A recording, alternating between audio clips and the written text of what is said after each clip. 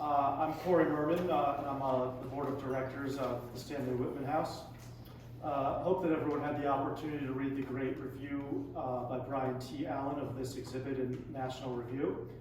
Hope you were also able to listen to Virginia Woolf's interview on July 1st with Lisak and Ottenstein on Spotlight Radio. Special thanks to Kaylee Collins and Sarah Ziegler from the Office of Radio and Television for the Archdiocese of Hartford and their team for being here today. The Stanley-Whitman House is a museum and living history center that collects, preserves, and interprets the history and culture of 17th to 19th century Farmington, Connecticut. We've been a museum since 1935, a designated National Historic Landmark since 1960, and on December 31st, we observed the historic house tercentenary, which is our 300th anniversary. We're very thankful to our corporate partners that help make programs like tonight's possible. The Ion Bank Foundation, J. Dalal Associates LLC, Budwitz and Meyerjack, Sanford and Howley, and Stanley Black & Decker.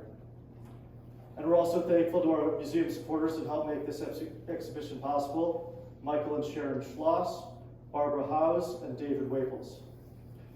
Now it's my sincere pleasure to welcome you to the museum for tonight's panel in conjunction with the exhibit, Capital America, 24 selected photographs of some of our nation's state capitals with photographers Robert Lisak and David Ottenstein and moderator George Miles. But before I introduce our executive director, Andy Verzosa, may I ask that you please consider supporting our museum by becoming a member, volunteering, and letting people know about us. Please see me or any member of our museum staff and volunteers. You could raise your hand, staff and volunteers, think out there. Or visit our website at www.s-wh.org.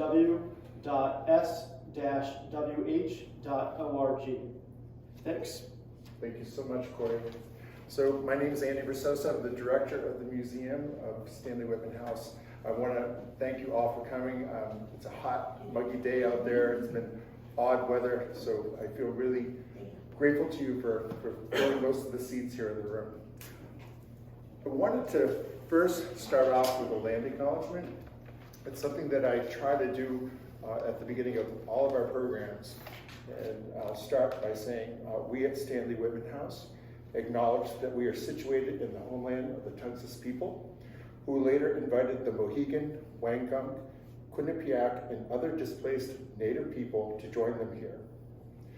Today, 5 nations, the Mohegan, Mashantucket Pequot, Eastern Pequot, Shaktokuk, and Golden Hill Pecusset, and the descendants of other Native peoples continue to serve as stewards of this land. With this acknowledgement, we recognize the legacies of settler colonialism, and we signal ongoing commitment to building relationships with the indigenous communities who have lived on these ancestral lands almost 15,000 years into the future nations. I think that this is a great way to start this panel, gives a little bit of perspective, because most of these state capitol buildings are going to be built within a 350, 375, maybe 400 year period. I'll be corrected, I'm sure, during the panel. And it's a small blip when you think of the thousands of years that indigenous peoples were here. So we're really guests on the land here. Why Capital America here at Stanley-Whitman House? Well, I always do what my friends tell me, kind of. And a friend of mine, Barbara Hawes, who is a gallerist who lives in New Haven, invited me down to see a show.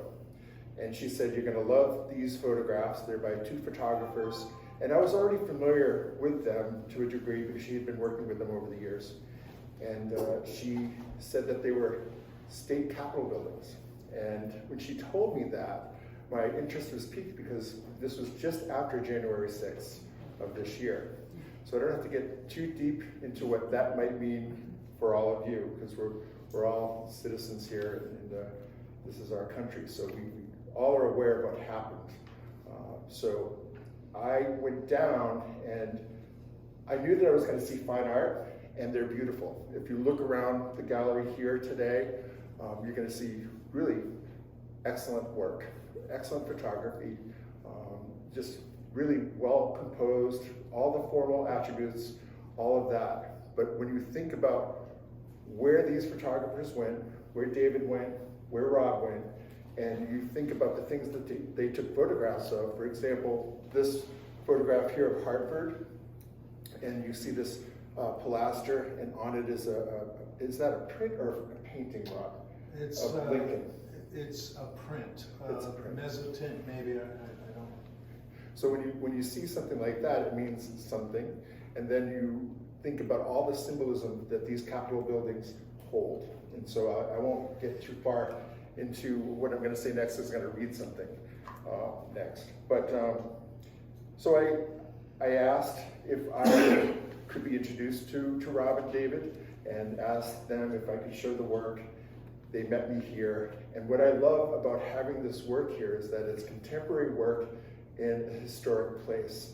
That's a 300-year-old house, a museum. We've been a museum since 1935, as Corey had said, and I think the contrast between that kind of antiquity with the contemporary was a great draw for people to come in to see the work, besides the timing of the work and the moment that we're in today.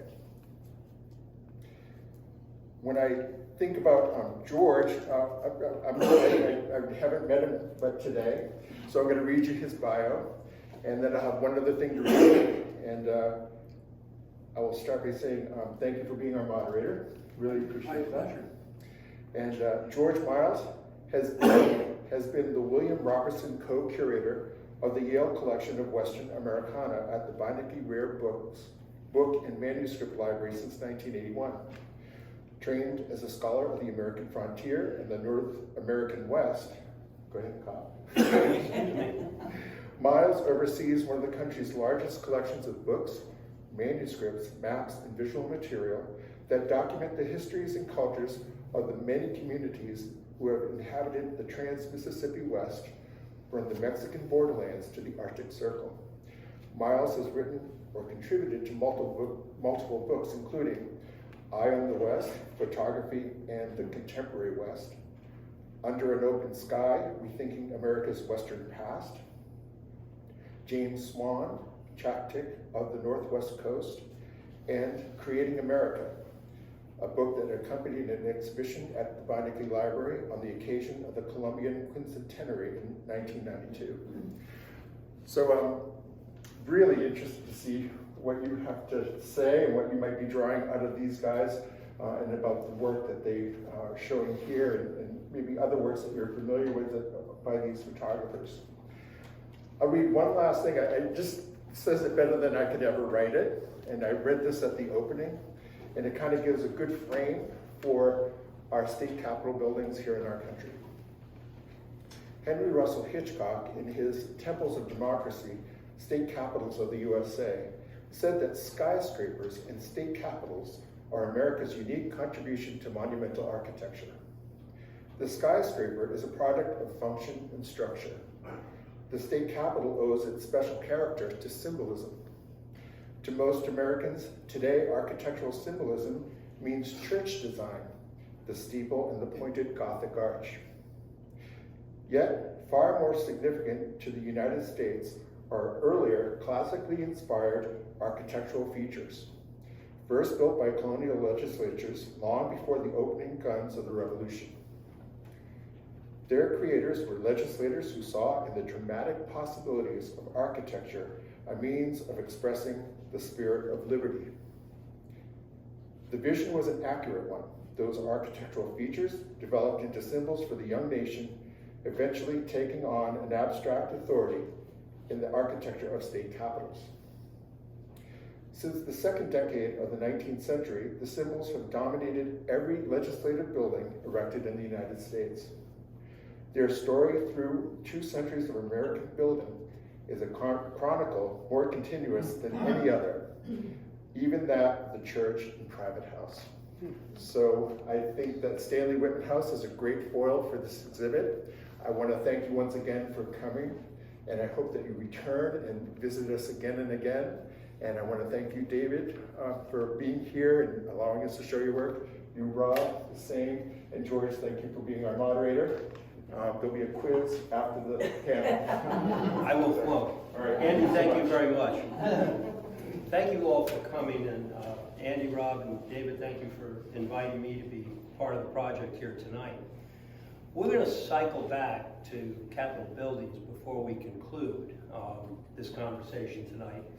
But part of what I'd like to do, particularly to begin with, is think a little bit about the difference between photographs of the Capitols and the Capitols themselves, and to think about the artistic choices that David and Rob have made, and how the images that you see on the walls here tonight are of, but apart from the objects that they photographed.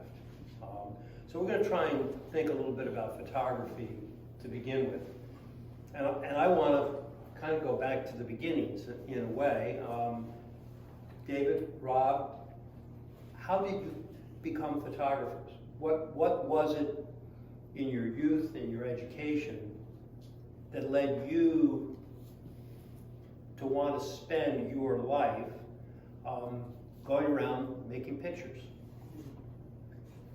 Well, when I was about 15, having been an athlete up to that point, and then I hurt my back and I was out of sports, I happened to pick up a camera, and very quickly I was hooked on making photographs. I built a darkroom in my parents' house, and I became fully immersed in making pictures, and that's never relented since then. What exactly drew me, I don't think I could say. I could quote the story that I hear so often about the magic of watching an image appear in the developer tray from a white piece of paper, and you're under the safe lights and an image starts to emerge, and then you have a photograph. And that is pretty magical and amazing. But I think there was a lot more than that, having to do with the ability to observe the world, but then capture it in a way that meant something to me, to be able to maybe make sense of some of what I was seeing by distilling it into a photograph, and taking on the challenge of how do you make that work and how do you do it well. I found very practical ways to support the habit early on. I became the photography editor of the high school yearbook and the school newspaper. And I sold my first picture, which I tend to forget about sometime, to American Grit, which was a national newspaper. It was a photograph of a cow on a very hot summer day standing in a pond cooling off in central Pennsylvania, where I was growing up. Which would of course lead me to wonder if that had anything to do with my time years later photographing in Iowa, which I continue to do. But that's how I got going, and never really looked back. Wow. Yeah, I came to it later than that a little bit. I went off to college thinking I wanted to be a writer, and quickly got disabused of that when I found out how hard it was and how ill suited I was to it. But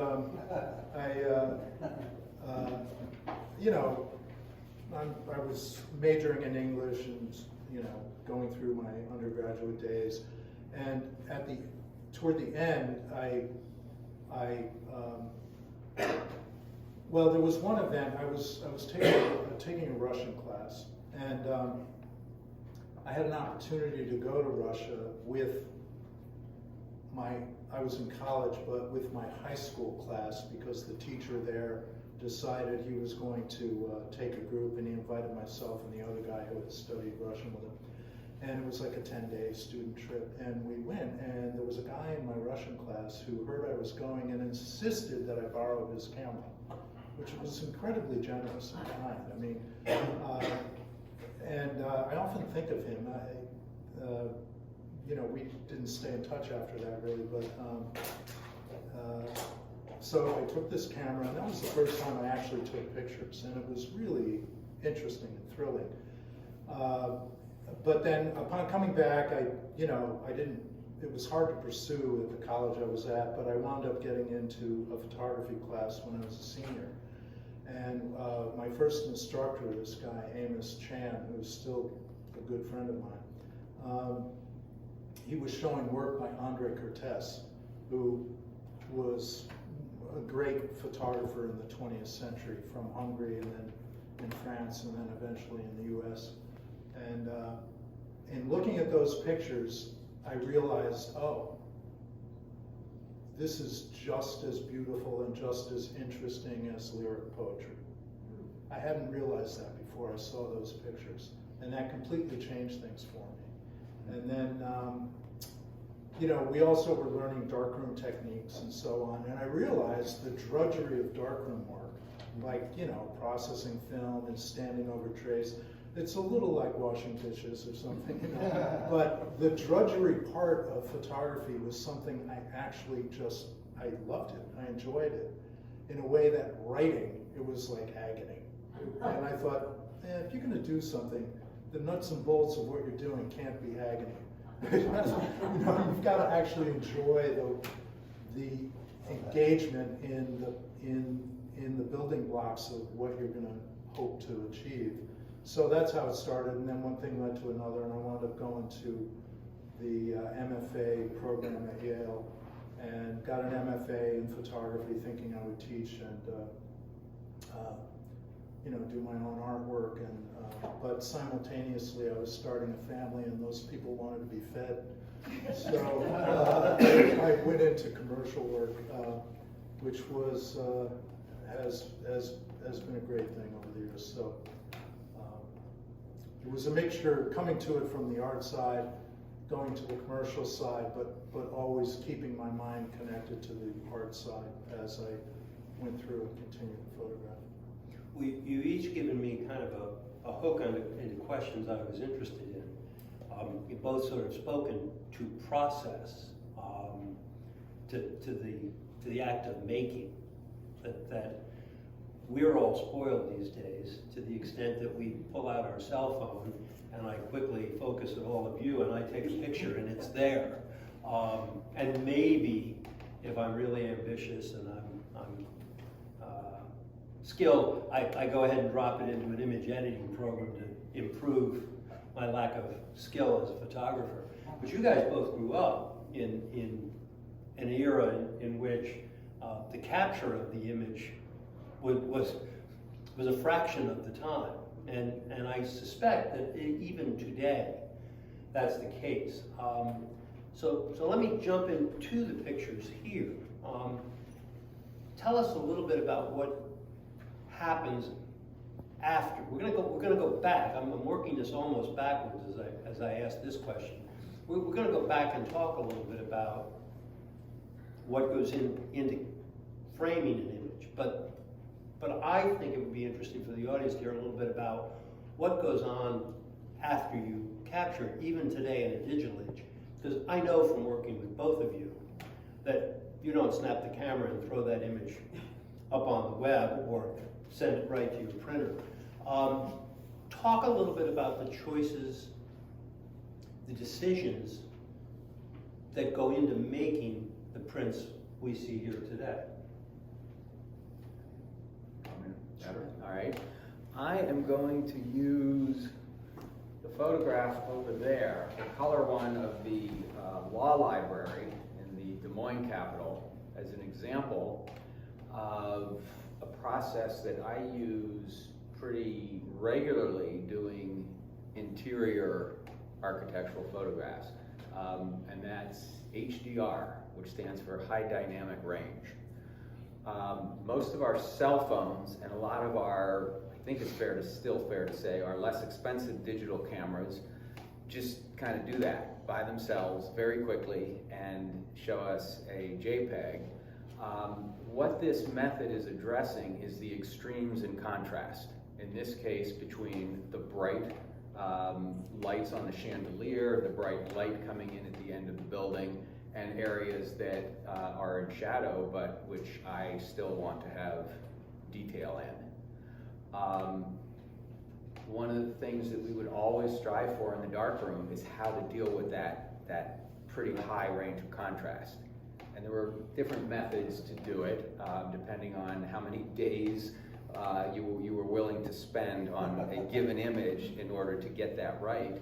And now there's software that makes it relatively easy, though it still takes time and it still requires an eye to decide what it is you're looking for as the finished result. But in short, what I do is take multiple images.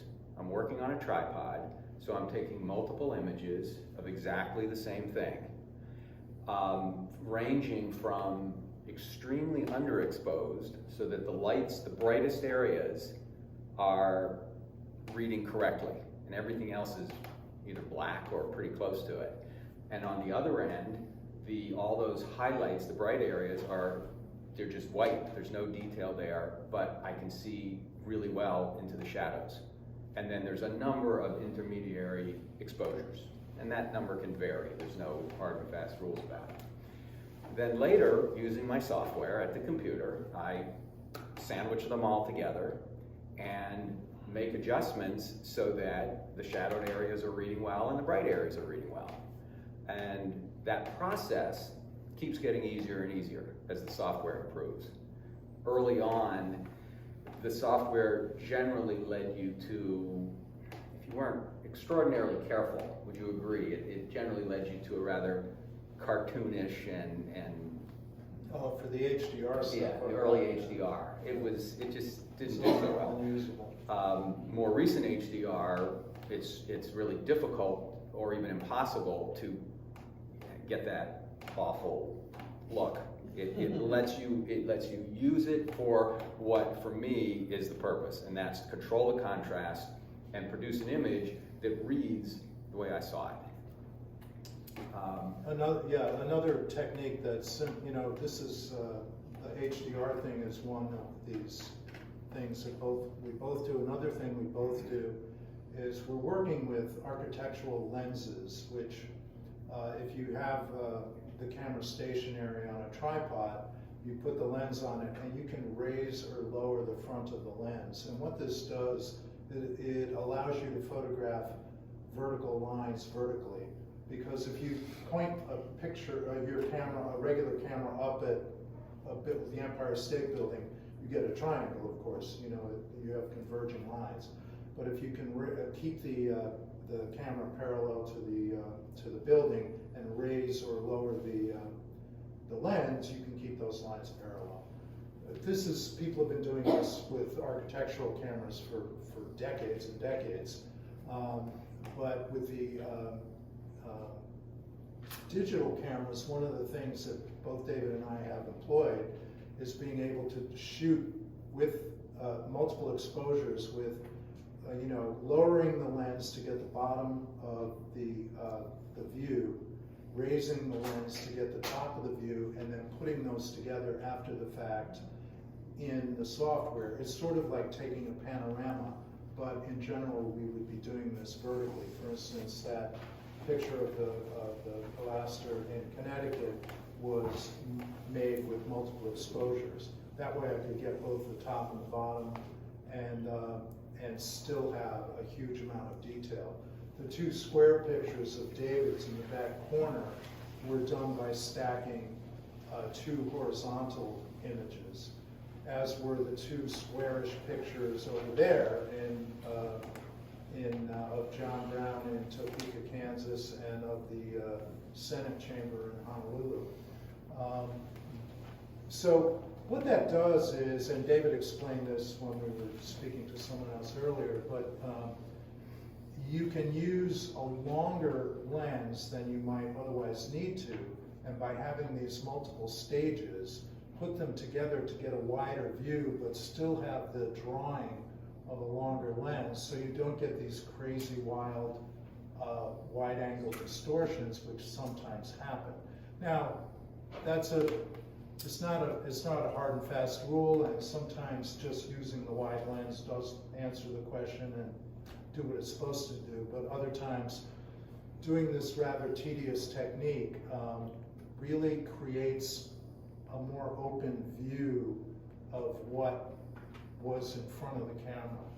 And that's why I think some of these pictures are expressive of the spaces in ways that might be different than someone who is just snapping a picture with whatever camera they might have. I'm going to just add another layer on Go that ahead. briefly. What can be really interesting is when you combine the HDR technique that I talked about with the shifting lens that Rob just described. It also means a lot of tracking of individual files. But in other words, for each, let's say, half of the picture you do, you're doing it as HDR. Right. So you have a whole series of bracketed exposures for the range of contrast for both the top, the bottom, and the top half of the picture. So you have to process all that and then put the remaining pieces together and then sort of deal with that. But and that still takes a lot of manual processing. You can't just drop all that into Lightroom or whatever software you're using and say do it. But it is really powerful tools that make, whenever the argument comes up for people who still want to shoot film, and I don't have a problem with that if they want to, but it's such a good example of why I don't want to anymore, because the tools within the digital capture and printing are just so powerful and constantly improving. What both of you have said kind of reinforces for me an appreciation of the extent to which the photograph, the picture you made, is not the thing you saw necessarily. That there are these steps between, and the extent to which the image you make involves all sorts of decisions on your part. Oftentimes, I think the culture broadly tends to think of documentary photographers as sort of lesser artists, in a sense, as people who just go out and capture the world as it is. You know, they see something, they take a picture. But I think, from my editorial perspective, listening to you speak about these choices points to the engagement that you have mediating between the thing that's out there and what you show us here. I am curious about what contributes to the things that interest you. Rob, earlier you made an observation about Kurtesh photographs and lyric poetry. I've had conversations with colleagues at Yale who often ask me, why is a library collecting photography, and isn't that something for an art gallery? And I like to suggest that photography is an extraordinarily complex medium, that we don't talk about writing as a catch-all phrase. Yes, we say somebody's a writer occasionally, but usually we say they're a poet, they're a novelist, they're a nonfiction writer, they're a journalist, and we see the different forms as expressions along a continuum. And I've often thought that photography deserves to be seen just as fully complex as that, ranging from images that are simply playing with light, cyanotype images made, or images made by exposing photosensitive film to light with a photograph over, all the way to extremely focused images trying to capture something in the world. What is it that led you guys into, why are buildings as interesting to you as they are? What has led to that? Has it been that commercial work started you down that path and you found an artistic side to it?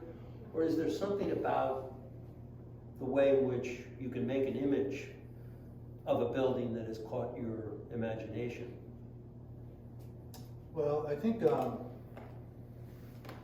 for me, one of my great artistic influences to this day, really from when I first started photography to now, is a French photographer named Eugene Ache, who photographed in and around Paris from like 1898 through 1927. And he would go out every day and photograph the streets, photograph buildings, photograph inside buildings. And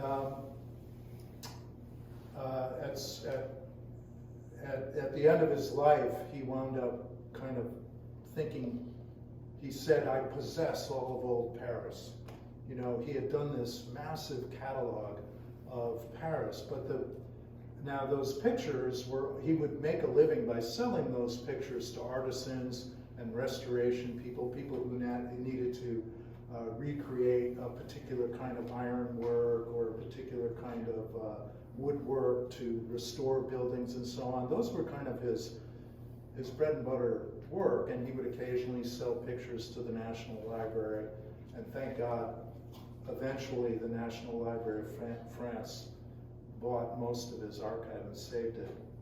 But for me, as a photographer, the thing about those pictures is their sheer beauty, the kind of lyric beauty of the way he saw the street, cityscapes, statuary, arches, buildings. It became this visual, really like lyric poetry. It was just, it's beauty, pure and simple. It's also a record of Paris at that time, so it kind of wears both hats. And so that was always in the back of my head. And I did a little bit of architecture, you know, here and there, commercially. And every time I did, what a relief, because 90% of my commercial work is photographing people. And you do that for a while, and you're ready to, like, you know, shoot yourself. I mean, I'm kidding. I love doing portraits, and I would not have made a living if I didn't shoot portraits. And I like engaging with people, but to be able to just stand with your camera and perceive a space and not have to worry about the reaction of the person in front of you, it was a relief from my normal commercial work. So Those buildings allow you to do what you want with them, and they rather than insisting that you make me look better than I do. Exactly, and they don't talk back, and they're not, you know, they're not worried about, you know, making me look thinner or whatever. It's like, yeah, I'll do the best I can. One of my sort of mentors in the history of photography was a California photographer and collector and scholar, Peter Palmquist. And Peter was the one who sort of said to me, George, through the 175 years of photographic history, 99% of the professional photographers in the world made their living taking pictures of people. Oh, absolutely. You know, right from the get-go, right from the start. And Peter's collection reflected that. He was fascinated by the making of portraits of people. Yeah. Well, one of the things about Ache's work in particular, and other photographers like Walker Evans, those pictures weren't just of buildings, they were of those buildings existed because of a history and a culture. And somehow the density of that work spoke about that culture. When you look at Ache's work with any kind of attention, you're learning something about the meaning of French culture, just as when you look at Walker Evans's work with any kind of attention, you're learning a lot about American culture. And so that kind of density through the artifacts of the human-built environment is really interesting to me. I think that Evans especially, but a number of the FSA photographers were photographing the culture and the situation, what was going on at that point, post stock market crash.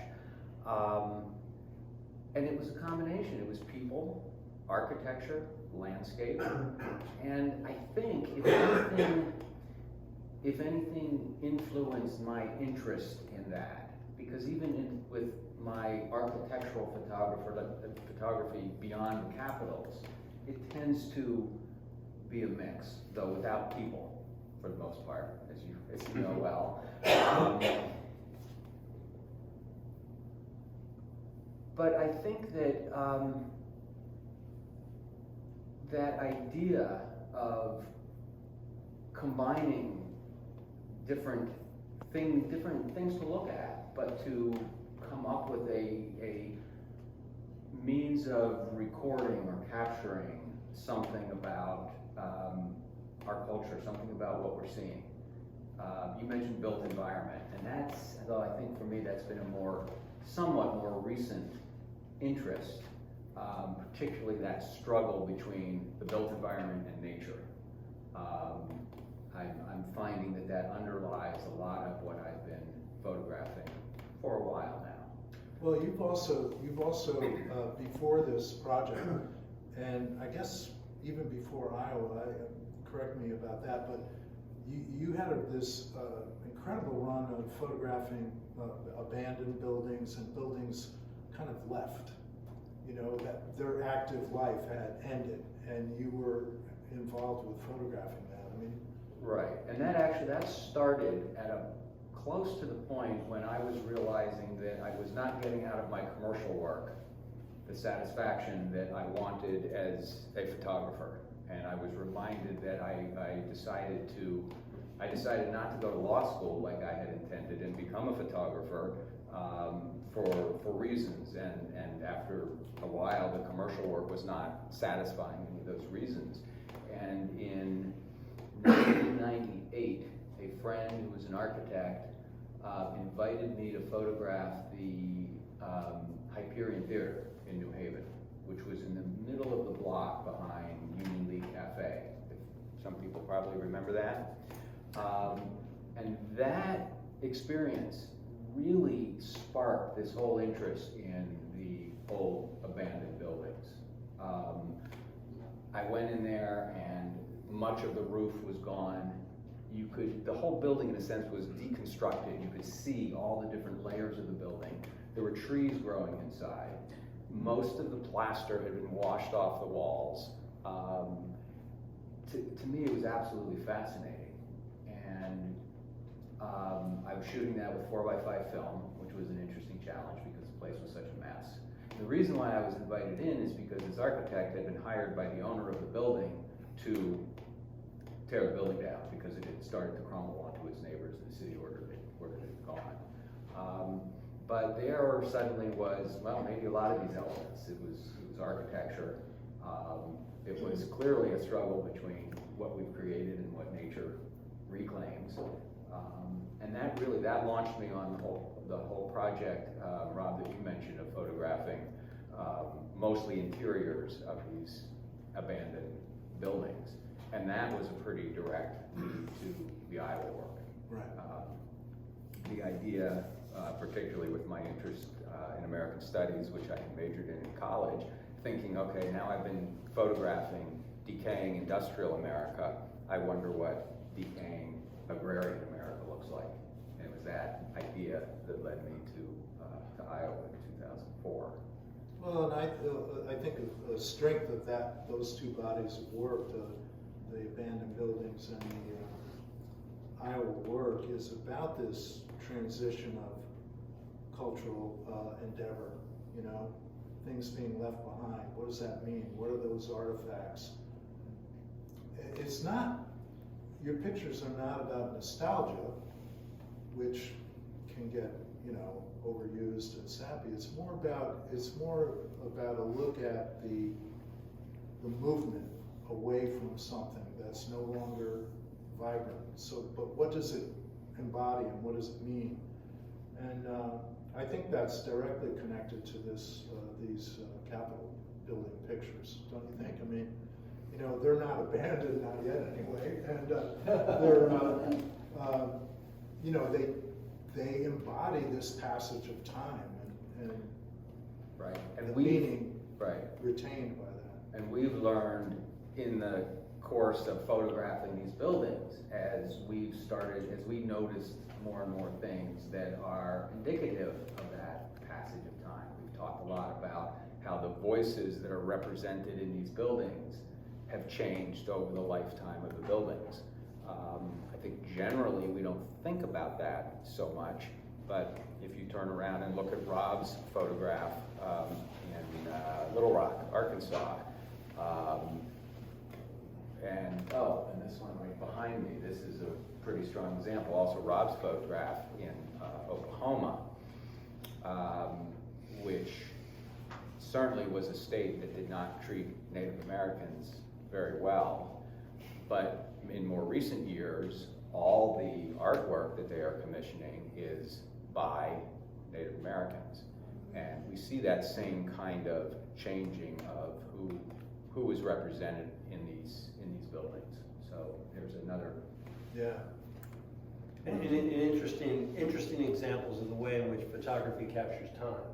Yes. A still image can tell us a story of time, even as it is a snapshot or an instant moment, the right choice. So we talked a little bit. You both spoke a little bit about what I think of as the digital darkroom, or the technical aspects of working from that initial decision to capture. But one of the things a photographer chooses to do is not only to show us something, but to frame it. That it sometimes seems to me that some of the key decisions a photographer makes are not just what to include, but what to exclude. You talk a little bit about the challenges of framing, of finding a way to make the image you want. And I'm curious, do you only take what you intend to print, or do you sometimes take images that you know you are going to crop? But let me start generally with that question of framing. I can't imagine, David, that it was very easy to find a spot to From take the that law picture library? of the law library. It was very challenging. First, there were the permission challenges. I think they were okay with pictures in there, but only from the floor. Now, if you look in the far distant right corner, I believe that's where it is, there's a spiral stair, beautiful spiral stair, and I'm on the one at this end. But the librarian didn't want me on there. I had a state senator friend who was doing everything he could to get me permission to photograph where I wanted to in there. And he had no say in the matter. It was up to the librarian. The librarian was happy to take me into a rare book room where they had these wonderful books, and I ended up looking at them, and these are really nice. This is not what I want to photograph. I really want an elevated view. Then once I was allowed to go up to the second or whatever level I'm on, let me up there. Placing the camera, placing the tripod, it was a tight staircase. It's sort of obvious why they don't want people going up there. But of course, I'm always one who figures an exception for me is perfectly fine. So yes, logistically, it was hard to place the camera there. Artists. Yes.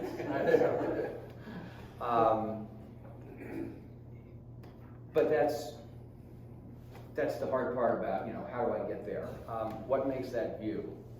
I had already done some views from the ground level, and I didn't feel that they did the space justice because I wanted that, how do I describe it? Especially a lot of glare on it, it's hard to see it. I needed that sense of looking down, straight, and up at the same time. And from the floor level, I missed the down. You didn't see the down aspects of it. Yeah, and I felt it needed that. Beyond that, the rest in most cases, for me, the framing is about balance within the frame. And that's a tough one to, I suppose if I committed to teaching photography, I'd have to figure out how to describe that, but I often struggle with that. There's a balance between light and dark because of sort of weight within the frame, and I play with that. When the camera's there, I'm shifting that lens up and down. Sometimes I'm switching lenses. But for me, a successful image has to have a certain balance of tones, dark, light. Well, one of my favorite images, or one of the images in this exhibit that I keep coming back to and looking at and thinking about, is your photograph of the Virginia State Capitol in Richmond over your left shoulder. And I think the way in which you've chosen to include a portion of that pillar to the right to kind of frame that entire side of the picture, and then to cut off the building beyond it, in a sense, with that column, is part of what keeps drawing me back to that photograph. And I'm curious, did you see that in the field? Did you only see that when you got back? Well, did you see it after you captured it in your viewfinder? Did you see it when you got back to the studio? Is that framing what you took in the field, or is it an adjustment that you wanted to make in the digital gallery? Would be an example of a very deliberate framing that I did there setting up the camera. It's not always the case, and this was 99% sure this was a single, positive. This was a single exposure. There was no shifting and putting things together, which when you do that, you don't know what your finished image looks like until later. This was designed and set up very carefully, moving the tripod an inch this way, raising or lowering the camera just a little bit. Because what I was trying to do was find a way to photograph something that could be awfully straightforward, too straightforward, find a way to graphically pull your eye and anybody else's eye into it, and see the building a little bit differently than we normally do. Yeah, part of it too is just, it's looking while you're photographing it, and it's like, you can't just say, oh, that thing, I have to photograph that thing. Well, yeah, you do say that. I mean, the statue of the kids, dedicated to the kids who desegregated the schools, yeah, I'm gonna photograph that, but how, where, how do you do it? It's about looking at the thing. A number of you are photographers and are going to know what this feels like, but those of you who don't, they're pre-digital. There were these big architectural cameras called view cameras, and you would look at a ground glass on the back of the camera, and you would have to put a hood over your head to see it, to make it dark enough to see it. And the image was upside down and backwards. The image was projected upside down and backwards. If you've never done that, you should try to find somebody who has one of those cameras and look at it. It's amazing. And you just see this graphic thing in front of you that is so visually engaging. And if it's not, you're like, I'm in the wrong spot. And you move the camera until it does become visually engaging. And like for this project, we weren't using view cameras, but for my part, when I photograph on the tripod, I turn on the live view, the back screen of the camera, so that I can see it as a flattened image, as opposed to looking through the viewfinder.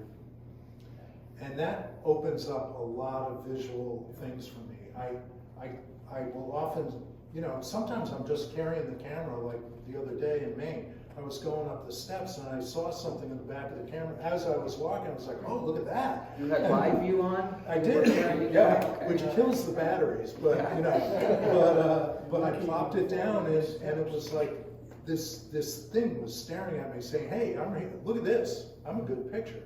And, speak to us a little bit about what you saw, what caused you to take the exterior you did of the Hawaiian State Capitol. I think it's in the far room, yeah. which like David's picture of Richmond, really fascinated me when I visited a week ago. It's a complex picture that doesn't try and show us the whole building. Yeah. So in one sense, I don't know what the Hawaiian State Capitol looks like, but I have a feeling for the complexity of the building and the kind of energy or excitement, the dynamic architecture of the building.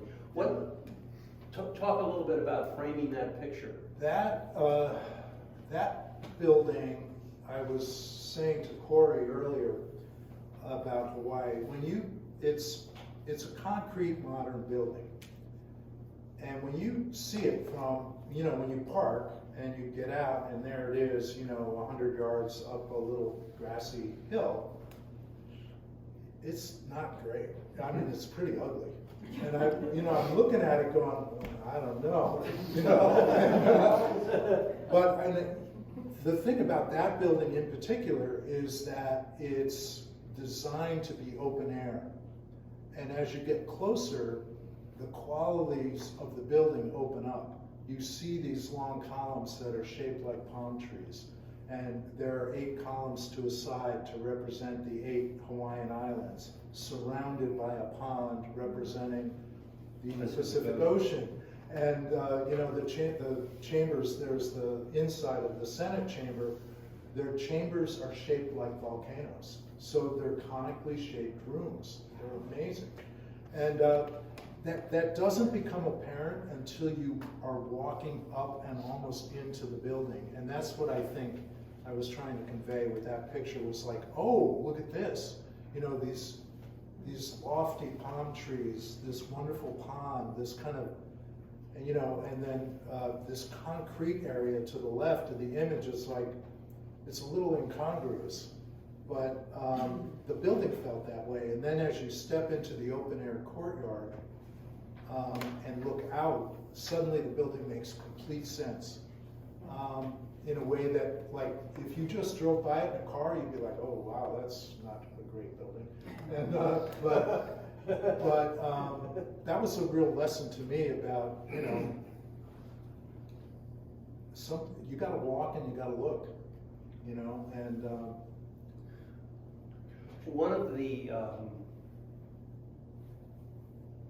things that I'm struck by speaking with you guys, not only about the work on exhibit here, but about the book you're working and putting together that will include many more photographs than are here, is how rare that image of Little Rock, which kind of shows you the whole building, is in the context of much of the work you're doing, which is you're showing us the state capitals in detail. You're focusing on aspects as much as or more than trying to say, okay, here's the building. If I went around and took 50 photographs of state capitals, I'd probably want to try and capture the entire capital in one photograph. I'd sort of wrestle with what's my spot to do that. Speak a little bit about your own instincts as to what speaks to you. What is it about the capitals or in any kind of work that causes you to say, that is worthy of making a photograph of? And no, it's not the whole thing, but it stands for the whole thing in a way. Mm-hmm.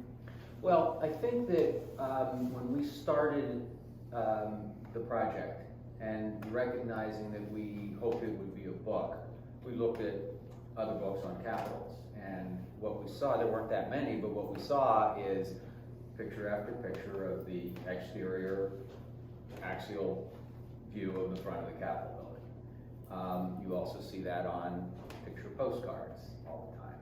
So we knew we wanted to go way beyond that, because that would also be a pretty boring book. So many of the capitals look similar. There are great differences, but there's a similar overall structure for many of them. I think, Rob, you'll probably agree that both of us are inherently more interested in interiors and the interior spaces.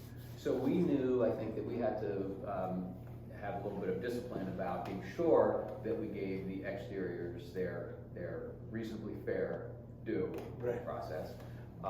Sometimes even having to go back to a capitol because the weather was no good for exterior views when we were there. Yeah. One of the things that I learned as an architectural photographer is that you can't just, the idea of, well, we're showing the architecture, so we should show as much as possible. Put on a really wide angle lens, take a picture. That's usually not going to be the best picture. The idea I learned was to find that slice of something, that narrower view that is easier and more pleasant to look at, but still represents and gives a sense of the larger place. Yeah. And I think that, for me, that general idea is what I've applied here. But at the same time, we usually photograph pretty extensively. I think this answers the question you may have asked earlier. We're not just photographing what we're pretty sure we're gonna print or use. I'm usually spending a full day and sometimes the evening before, depending on where this capital is, when I roll into town, photographing the building. So I may be taking dozens of uniquely different views. Has the digital revolution allowed you guys to experiment more with what you take? I think so. Yeah, Yeah, I mean, sure. yeah, you can keep going and going, and yeah. You can reuse your storage space. Yeah. Unlike your film. Glass- Your glass film is plates. gone. Well, Your film is actually, done. I tell people, like my students, when I was teaching, I would tell them, you know, digital cameras are a throwback to the glass plate era, because when Timothy O'Sullivan, as I'm sure you know, went out west making those amazing pictures, the glass was so expensive, if the picture was crappy, he'd scrape off the emulsion and put down a new emulsion and make a new picture. Yeah. So it was a lot like digital photography in that regard. Well, there's a lot more work though than loading your Yeah, SD right, drive. yeah. That's for sure. When I was still shooting 4x5 film, but beginning to carry a digital camera with me. I was going to ask you probably this. You're may remember about Tell this. this story. So So, I was going to I try and was- find a way to ask you a question about it. Carrying a digital camera, but not considering it a serious tool. But what I did use it for was kind of scouting. I'd get to a location, whether it was an old barn, a farmhouse, or a Capitol building, and I would take pictures with the digital camera, and then look at them on the back of the camera, and that helped me distill what I was after. A little bit like what Rob was speaking about using live view. Yes. In terms of- Yes, yeah. yes. Now, I use live view less than he does, but I use it.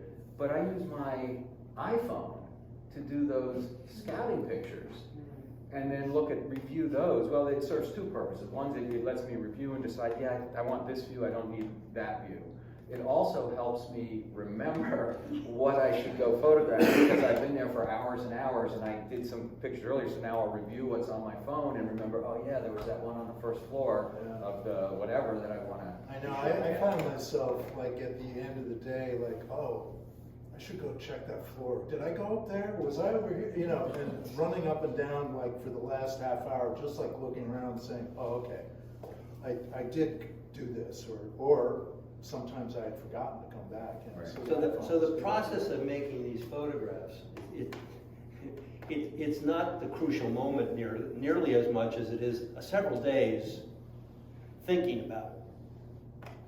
I'm working at it. Yeah. Yeah. It's for me, it's an inductive process. You know, it's walking on the beach and picking up the little pieces one at a time, not showing up on the beach and creating the sculpture out of whole cloth because you thought about it ahead of time. It's really reacting to what you see. And one of the problems with these buildings is there's a similarity to all of them because they have some sort of central area. They have House and Senate chambers. They have, you know, meeting rooms and so on. They're very similar, and some are very built on literally the same pattern. There's, I don't know, at least a dozen of them that are shaped like the U.S. Capitol, purposely to be like that. But I had done a project about 15 years ago or longer on different churches and synagogues in New Haven. It was 40 different churches and synagogues. And that was a similar problem in that they all, even though they were vastly different, all the way from, you know, a Congregationalist church from 1820 to over-the-top Polish Catholic church from, you know, 1925, yeah, whatever. And But they had this central area, they had a place to sit, there was a place to proclaim the word. The synagogues had the, what do you call it, where the Torah goes? The ark. Yeah.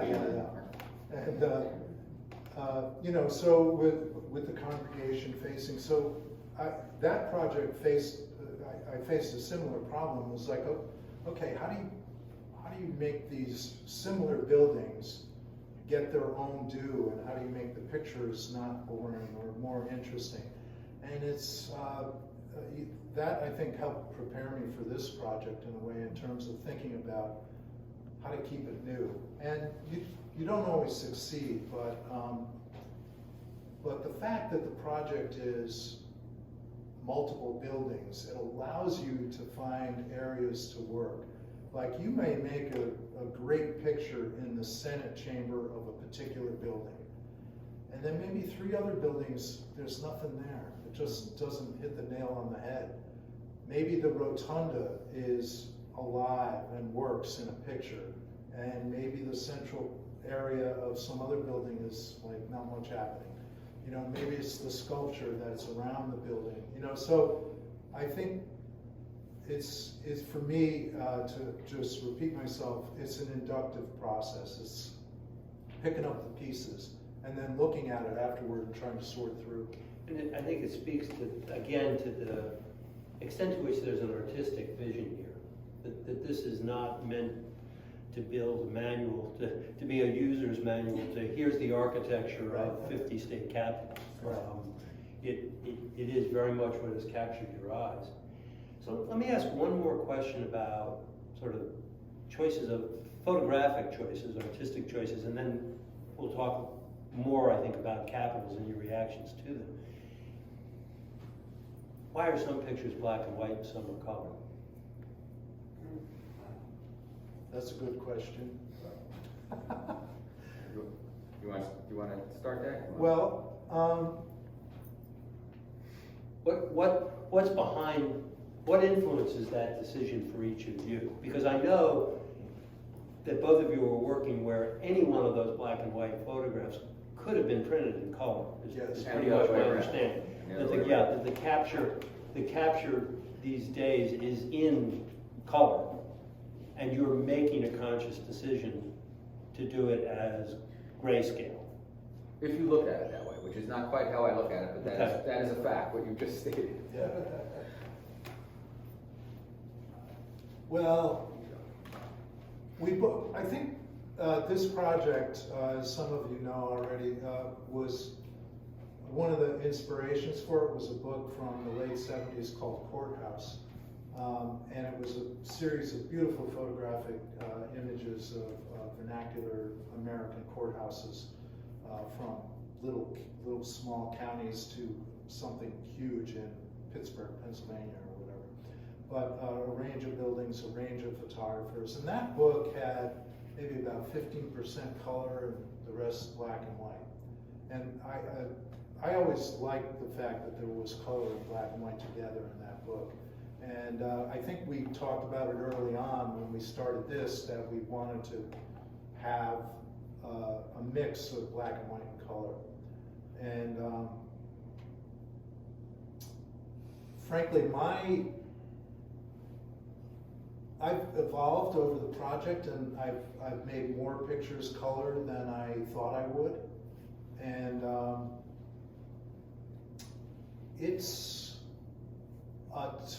sometimes there are technical reasons not to make a color picture in a building with 18 different light sources that are different colors, and things don't look right.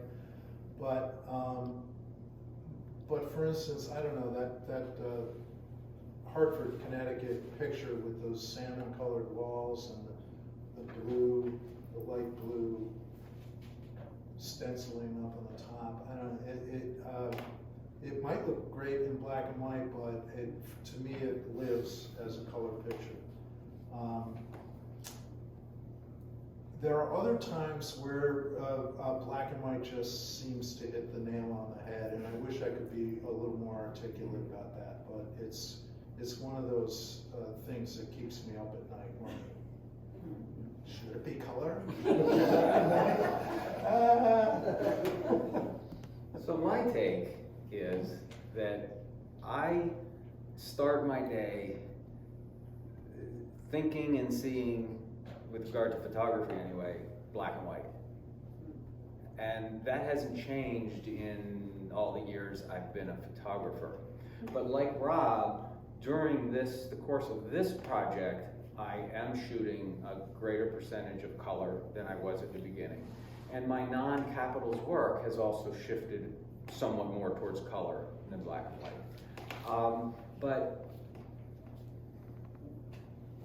I just learned the other day that Rob's camera always, after he takes a picture, the back of the camera shows him the image in color, because the way George stated it, that's what the raw file is, right? So he sees it as color.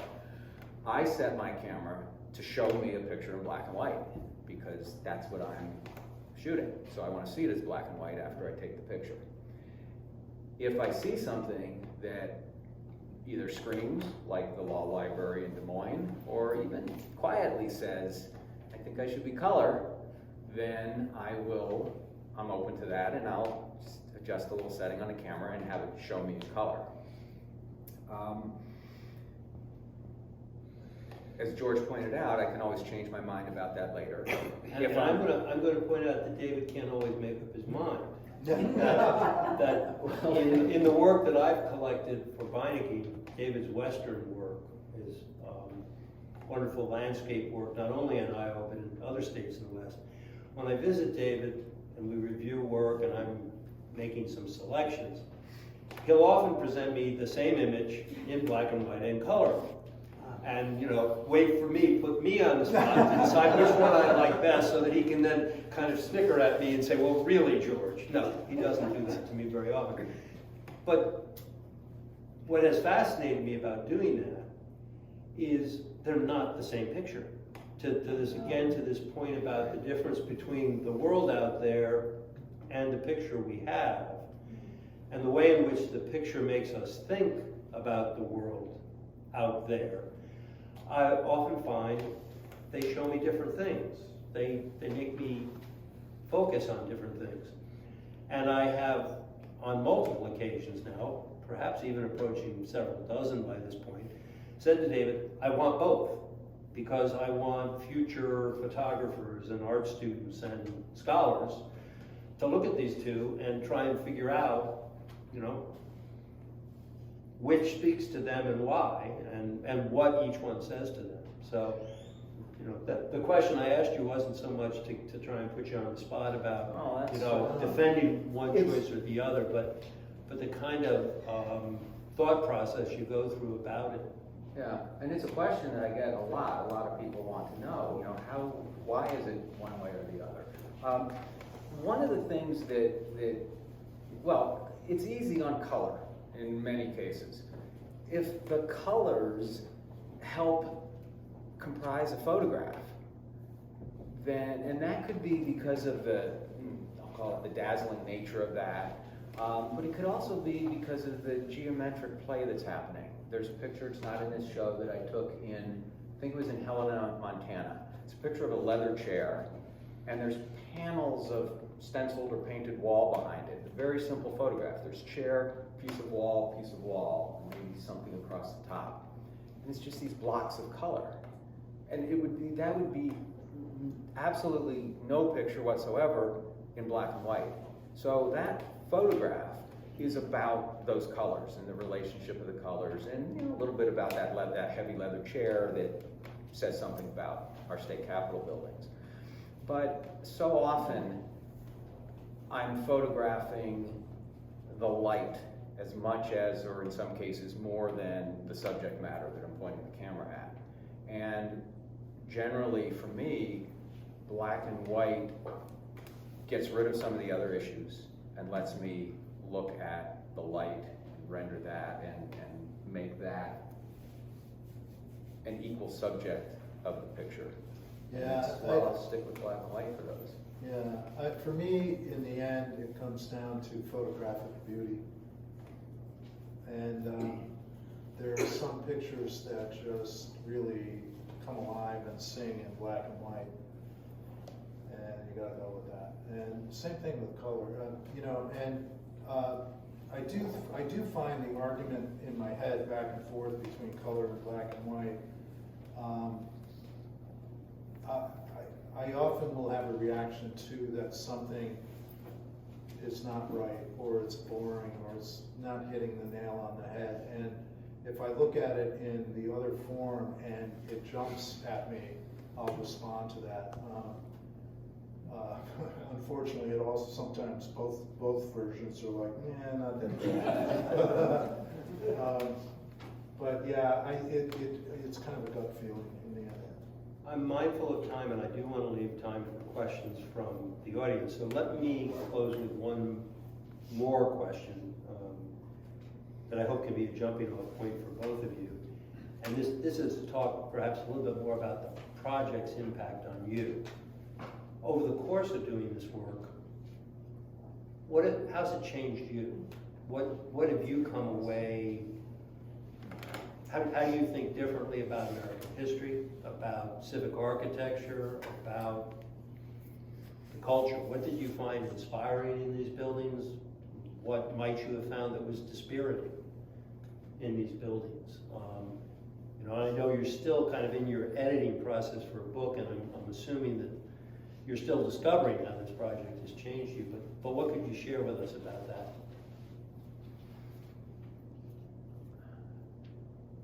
January 6th felt, and Rob and I talked about this, I think we felt similarly about it, felt like a personal affront. Because we feel so attached to these buildings. A security guard way back in one of the first capitals that I visited, before it was a given that there'd be metal detectors in the airport security. A lot of capitals didn't have that. And I asked, can I come in with my camera and my tripod? And he said to me, very insistently, this is the people's building, of course, you just come in. And you hear that a lot, and that's what these buildings are. So, and even though the US Capitol is not part of this project, and it's different, there's certainly a strong relationship between them. And it struck me at a lot of different levels, but one of them was the sort of attachment that I feel to all of these buildings. And here was one of them that was being attacked in a way. And so there was that piece. There's also this sort of personal component. It has been fabulous working with Rob on this project. I never had a long-term project that I worked with someone else on. And what I've learned from him, and hopefully the other way too, really, it's enriched me as a photographer. It's been, it's been a long time that we've been working so far. We have a lot more really close work to do as the book takes shape. But I'm quite confident that neither one of us has stabbed the other. Yeah. So, Yeah. you know, no, it's been a delight. It's been a real pleasure, and you know, I think the collaboration is interesting to me on a number of levels. Of course, the personal friendship level is the most important, but the work aspect of it, you know, David and I see our photography somewhat similarly, and you know, some people might look at these and not see a difference, or who shot what or whatever, and that's fine. And I know Rod and Penny, two photographers right here, have collaborated together and have done shows where they don't label who shot what on purpose. You know, so there's a lot to be gained for you know, by this kind of collaboration, because photography is such a solitary activity generally.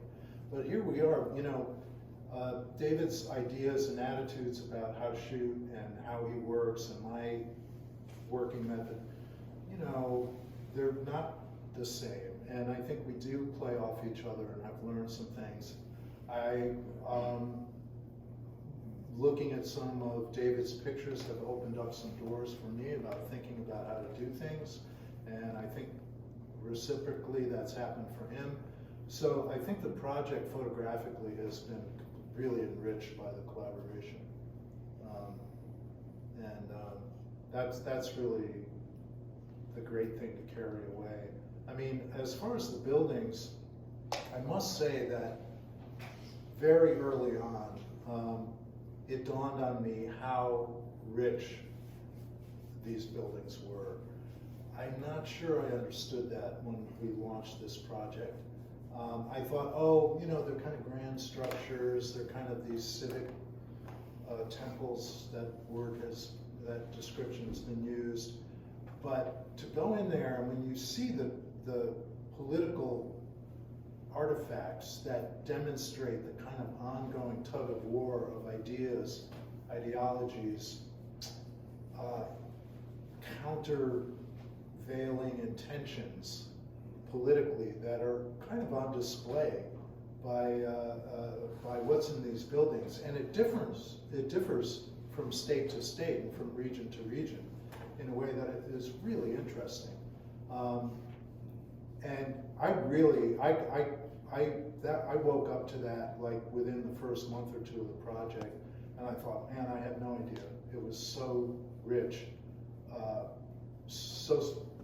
you know, in terms of American history and American culture. Just one quick observation that David first mentioned was Lincoln. Images of Lincoln are everywhere in the North and in the West, nowhere in the old Confederacy. There is no image of Lincoln whatsoever in any of the Southern buildings that I saw. Yeah, if there are and somebody knows about it, let us know. Yeah, I know. You see George Washington all throughout the South, of course, you know, but you do not see Abraham Lincoln. And that's interesting, right? I mean, it's not surprising when it's pointed out, but it's not something that we would normally think about, I don't think. Yeah, right, and seeing multiple buildings allows us to kind of see that kind of pattern over multiple buildings. South Carolina, that place is a pretty heavy shrine to the Confederacy. And yet on the side of the building is this absolutely stunning memorial to African American life in the United States. So it's like, you know, Oklahoma, that image of that Native American warrior from the feet to the top of the spear is 17 feet.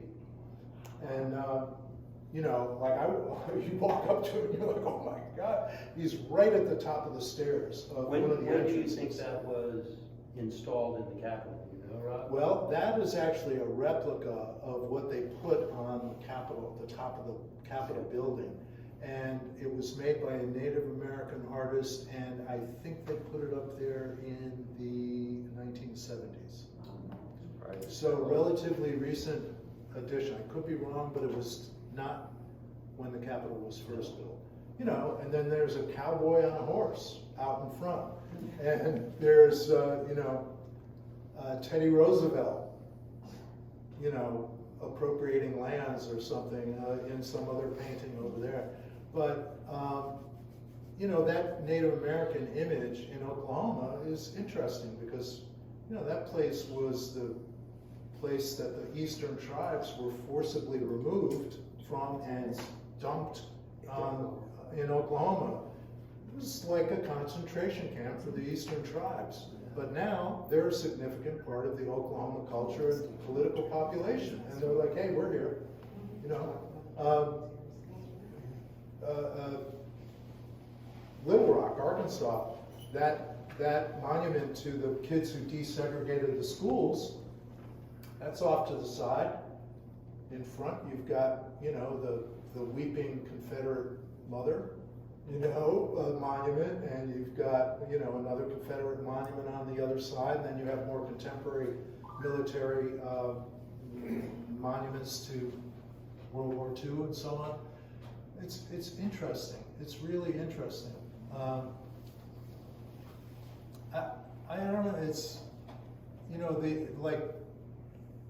the images that I see from David's pictures of the places I haven't been, it's like, you know, I think we both have become really attuned to, you know, the cultural influences in these various buildings, and it's really interesting. I mean, you really could do worse than do a trip and see 3 or 4 of these places, because seeing one, it's like, oh yeah, that's kind of interesting, you know.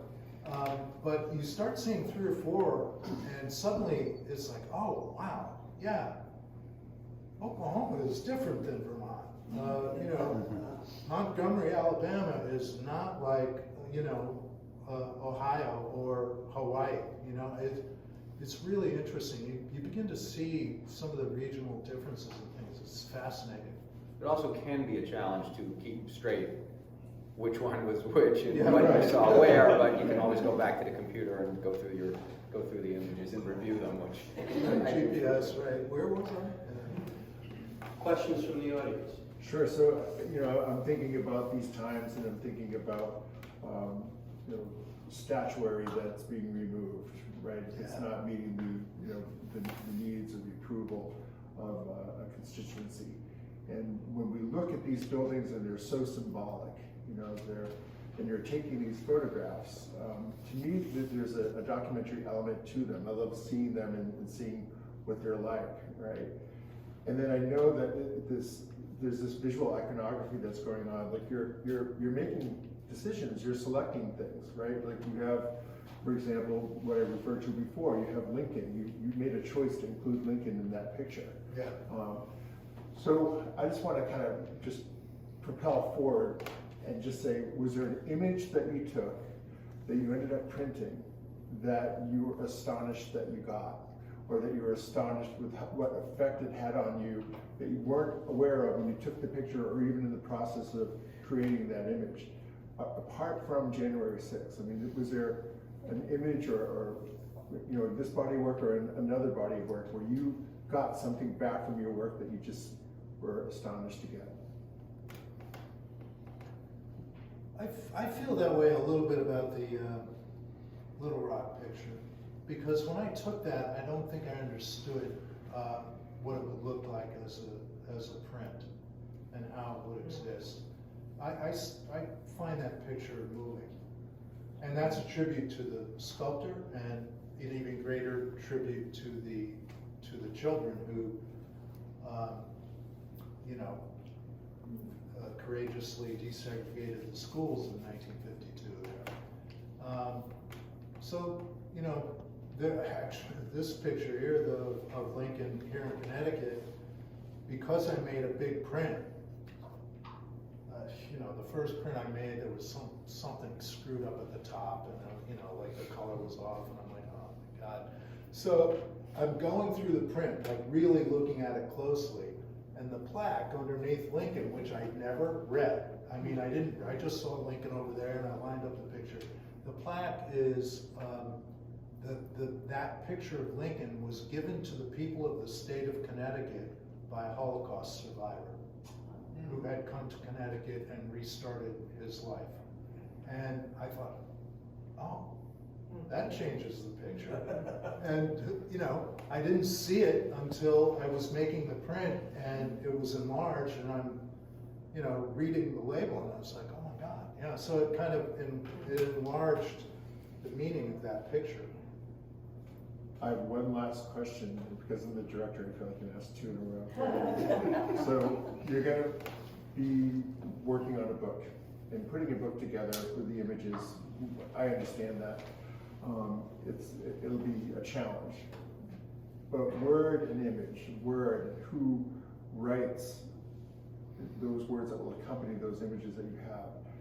Tell me about the process or the thoughts that you have about deciding what kind of writing or who will write in that book, your book, that will be about these pictures. Well, we have determined who a writer will be. I guess we're talking about that at this point, even though he's sitting right here. We've invited George to do that. Beyond that, there's a whole lot of lack of clarity at this point as far as what kind of text will be included. There'll be some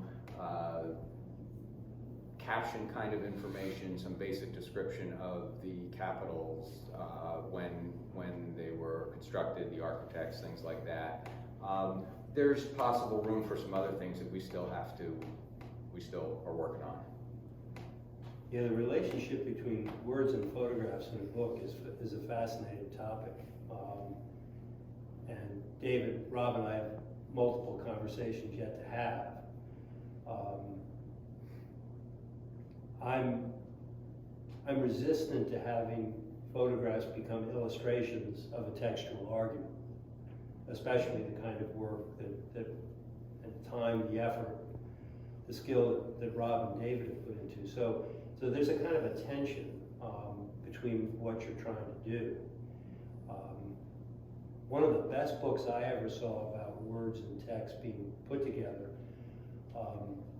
was by John Zerkowski, the curator of photography at the Museum of Modern Art, called Looking at Photographs. That's the Bible. In which he did short essays on 100 photographs from the collections. And there was no effort to tell an overarching story other than by the fact that with 100 photographs you could cover a lot of ground. But each essay was very much about that one photograph. I can't imagine trying to do that for the book that David and Rob are putting together. So it will be interesting to think about the themes of the works. I've been rehearsing some of that here tonight, to be quite honest. Oh, did I mention it? We need this in 2 weeks? Yeah.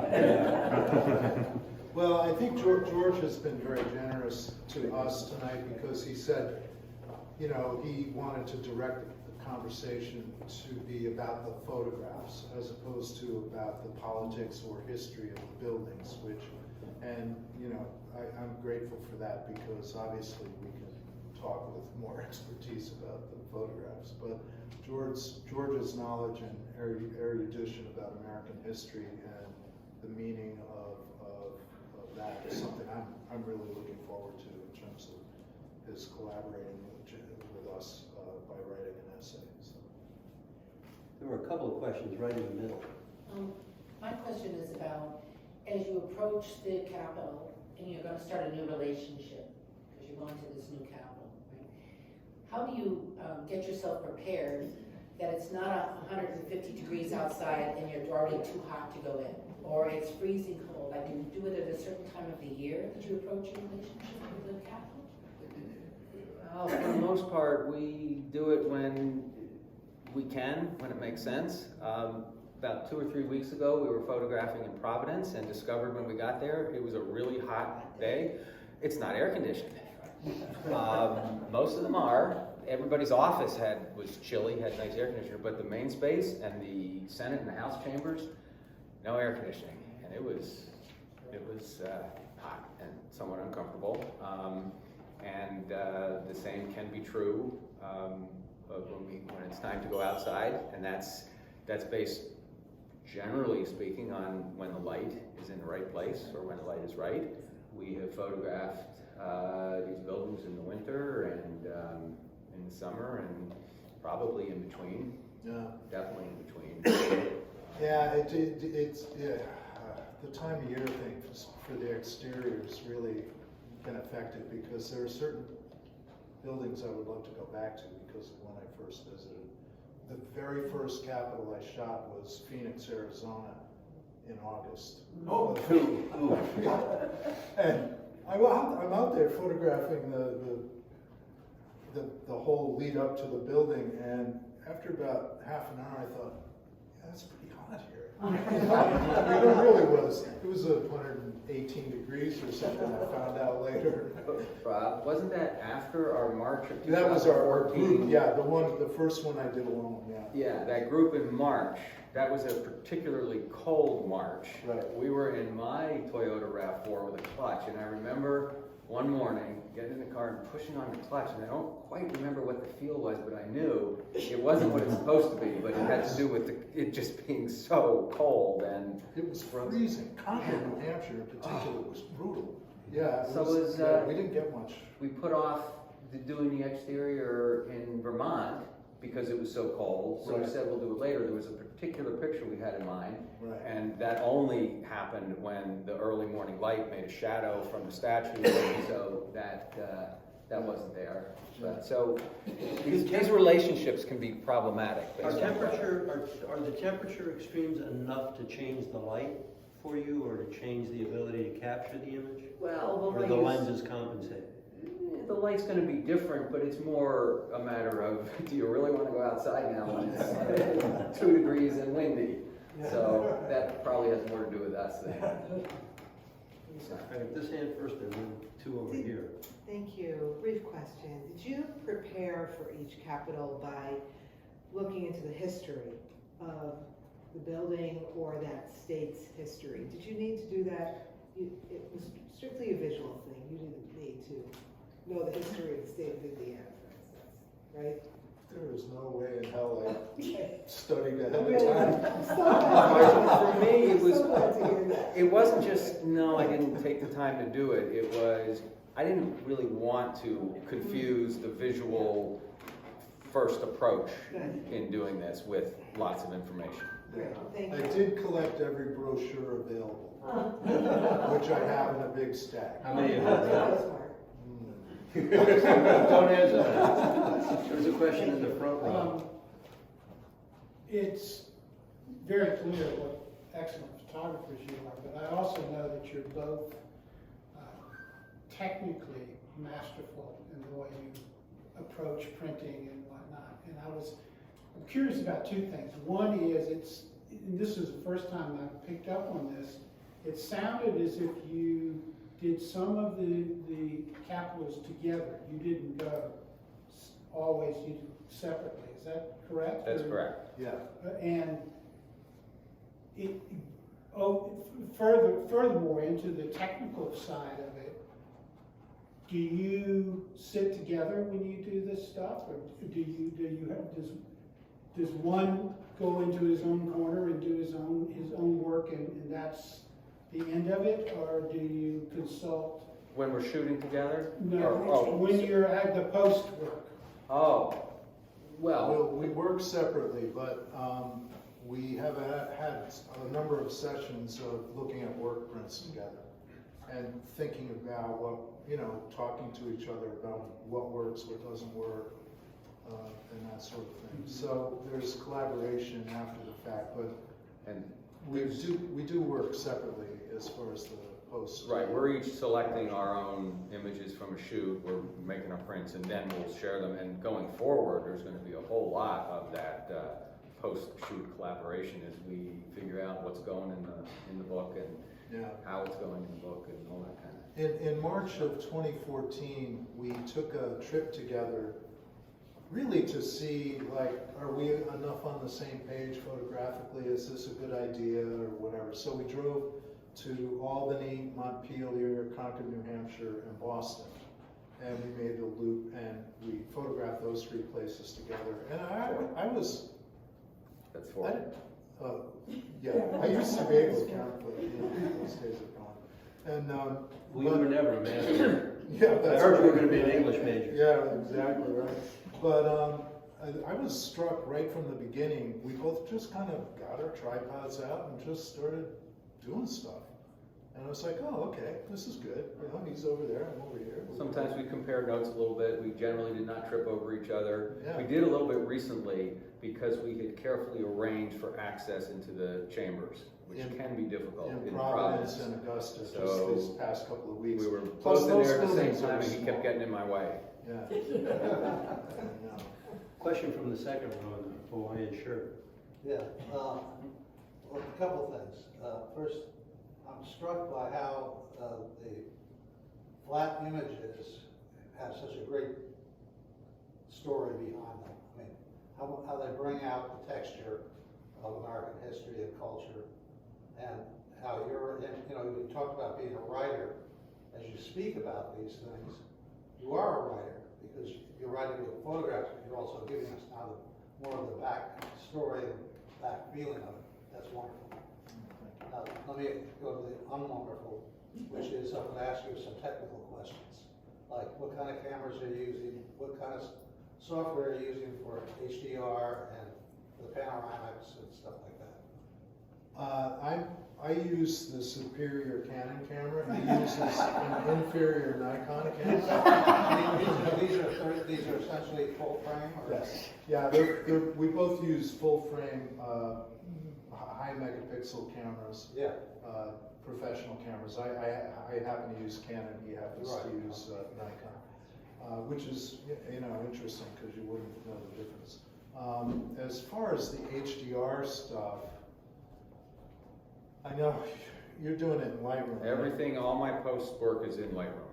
Yeah, I moved away from Lightroom for a couple of different reasons, and I do regret the HDR thing in Lightroom. That's so intuitive and easy to work with. So I've used a thing called Photomatics, which is okay.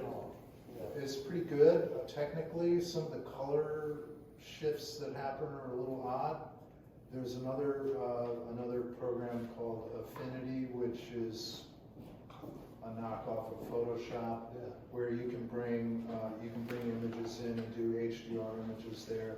And sometimes I will do it in 2 or 3 different ways and look at it afterward and see what I prefer, because there are some weird color shifts that are sometimes unexpectedly ugly.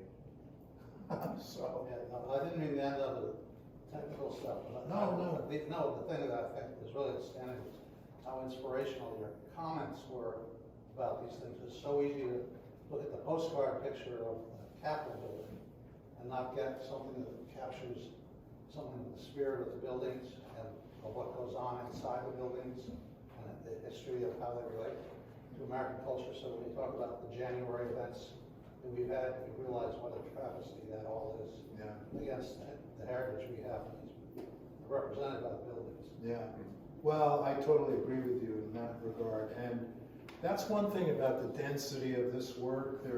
First of all, there's 50 buildings, right? And we each and together have photographed, out of each building, maybe there's anywhere from 10 to 30 usable pictures or interesting pictures.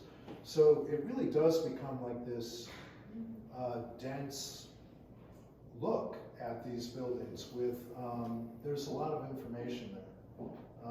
And that's interesting to me too, because as a photographer coming up, you kind of are trained to think about the hero image, the one image that is the great piece of art. And that's true in a lot of cases, but in this case, it's more about the project, the density of information. I go back to like Eugene Nache, who photographed Paris for 35 years, and it's the body of work. Will your book have, all of the photographs that you've done at the Capitol, like if you've done 10 of them, or 30, or would it just have the one? In between, somewhere in between. We just determined already that some capitals will have more pictures than others, some will have fewer. There are some capitals we photographed that we could probably do a book on just that capital. I think we figured that it's likely to average about 5 pictures per. So it will be a fairly good sized book, and it should give us, we're hoping it gives us room to do what we want to do with a layout of images, and not have to select just one, but definitely not cram it filled. One idea we had too, we batted around a bunch of ideas, but we would love to show the work as prints, elsewhere and in other venues. And one idea we talked about was trying to have maybe a regional show, like maybe do something in the Midwest and show a lot of pictures from 5 or 6 capitals that are in that area. Could be interesting. So yeah, I don't know. Numerous possibilities. Yeah. We'll see how much we can manage. we should probably wrap things up, maybe with another question, question could be asked. And I was gonna invite folks to, for 10 or 15 minutes after this clears up, they're welcome to look at the photographs one last time. And thank you all for coming, but entertain another question or two. I think we have one over here. Favorite picture of your own and favorite picture of your collaborators? And you can say why if you like. What was the last part? Well, if you want to say why it is, as part of your answer. It has to be from the exhibit, though. Oh, in the exhibit, well, that Yeah, helps a okay. lot. Okay, Yeah, so you good. can participate. Good. Okay. In the exhibit, all right, I gotta think about the other rooms for a moment. There's a glass of wine in this for me if you get it. You ready, Rob? You want me to go? Oh, go ahead. Okay. Which do you want first? Mine or his? All right. I think that my favorite picture of Rob's is the Lincoln from Hartford. I think that's a favorite of a lot of people. There is an elegance, an order. I'm often not a fan of that elongated format, but it's so ideal in this case. It works so well. I am definitely a fan of imagery of Abraham Lincoln. I've paid a lot of attention to him as I've traveled, especially once I started noticing his frequent appearances in so many of the capitals.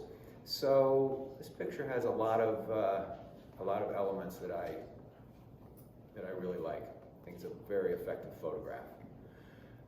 My favorite, the favorite of my picture in this exhibit is in the far room, on the far wall, so it's facing in this direction, in Columbus, Ohio. And it's black and white. Just out of curiosity, how many people can picture what I'm talking about right now? Okay, not very many. All right, so you'll go look at that. All right, it is an axial photograph on upper level. You're looking down 2 flights of stairs. There are some lamp posts, and you're looking into a doorway and windows with bright light just exuding through there. And Columbus keeps being on my path to somewhere, so I think I've stopped there 3 times now, and I spend most of my time photographing in that space, and I keep coming up with different photographs that I really like from that space, and it's primarily about the light. And for me, that's a pretty good example of why that picture should be and is black and white, because it really, I mean, there's the texture of the stone and the little bit of glass and the metal. It's all important, but the feeling of that light is just expressed so well in black and white, and that's why I like it. Cool. For me, in this exhibit, the picture that I love of David's is the interior of Salt Lake City in the other room here. It's a color photograph, but if you glance quickly, you might perceive it as a black and white photograph because the interior is so heavily, marble and gray stone and so on. But the subtlety of the color is beautiful. But more importantly, that picture has a complexity of design without sacrificing the sense of looking into a space. You know, it's not just an abstract design for the sake of, oh, I can do this with the camera. It's got this wonderful complexity of this big heavy staircase in the foreground, and the light, the sort of frosted skylight above, but you see into the distance, and there's a very subtle painting in the background. It's just a lovely rendition of the space, but it has this complexity of composition that I just think it's a perfect picture. And a picture of my own that I have a lot of affection for is also in that room of the Alaska Capitol in Juneau, where there's, you're looking at this work table with a stack of papers like this with some light hitting it. And there are the two little statues of aviators and a painting of a mountain with some birds flying by and the American flag and the Alaska flag. The Alaska Capitol is pretty modest, but I really liked it a lot. And that room was the financial committee room, and just seeing that stack of papers, and so neat, and with a paper coffee cup next to it. But yet also, the aviators and the mountains in the background. I just thought, yeah, I like this place. It just felt like a working building. And I'll close with a little anecdote from that building. I was in the hallways are really narrow, and I'm shooting something in the hallway, and there are two legislators or people in the Capitol in a room with the door open, and one guy's saying to the other, "I'm telling you, we have got to give the fishermen something. The hunters say, the fishermen say we give the hunters everything, and we have got to give the fishermen something." And I thought, now there's government at work. That's what they should be doing. It was great. It was just great. It kind of restored confidence in, yeah, that's what it's about. Get something done. Give the fishermen something. Anyway, it was great. Join me in thanking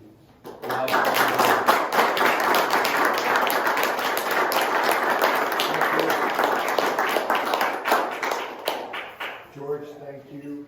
Rob, thank you. David, thank you. And all of you, thank you for coming to Stanley-Whitman House. And please feel free to look at the photographs. We'll be open a little bit longer for people to view the photos.